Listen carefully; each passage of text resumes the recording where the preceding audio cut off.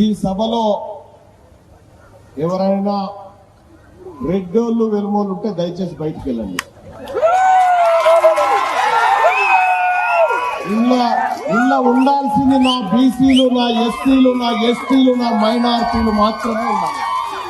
నా సోదరులు మాత్రమే ఉండాలి. ఇది మా సభ. అరే గట్ల అంటే ఎట్లనే తీన్మార్ మల్లన్న, సమాజం అంటే అందరు ఉంటారు కాదే, వాళ్ళు ఉండొద్దు వీళ్ళే ఉండాలని అంటే ఎట్లనే? ఎప్పటికీ కాషాయం తప్ప కడుమ మతం మాట ఎత్తని బీజేపీ పార్టీ అసొంటిదే ముస్లింలకు సీట్లు ఇచ్చి పోటీలని నిలిపింది. అసొంటిది వాళ్ళే ఉండాలి వీళ్ళే ఉండొద్దు అంటే ఎట్లనే? కొంతమందిని చేరదీసి ఇంకో కొంతమందిని దూరం కొడితే లీడర్ ఎట్లయితాడు? తెలంగాణ ఉద్యమం కానీ ఇంకే ఉద్యమం కానీ ఫలానా కులమోళ్ళే చేయాలంటే దేశానికి స్వాతంత్రం వచ్చేదా? తెలంగాణ రాష్ట్రం వచ్చేదా? ఈ పాయదారుల మాటలు సమాజాన్ని ఎడవాపినట్టు మాట్లాడితే ఎట్లనే?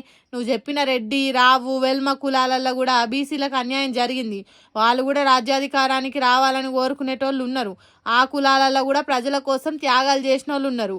యావదాస్తిని గడ్డిపోస తీరుగా ఇసిరి పారేసిండ్రు.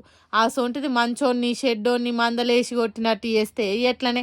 అయినా ఒక్కసారి రాజకీయాలలో అడుగు పెట్టినామంటే అన్ని వర్గాలను కలుపుకొని పోవాలి.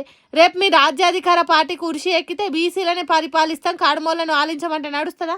అసలు అధికారంలోకి రావాలంటే అన్ని వర్గాల జనాన్ని కలుపుకొని పోవాలనేది తెలియకుంటే ఎట్లనే మల్లన్న అని అంటుర్రు. తీన్మార్ మల్లన్న ముచ్చటిన్న బీసీ సమాజము.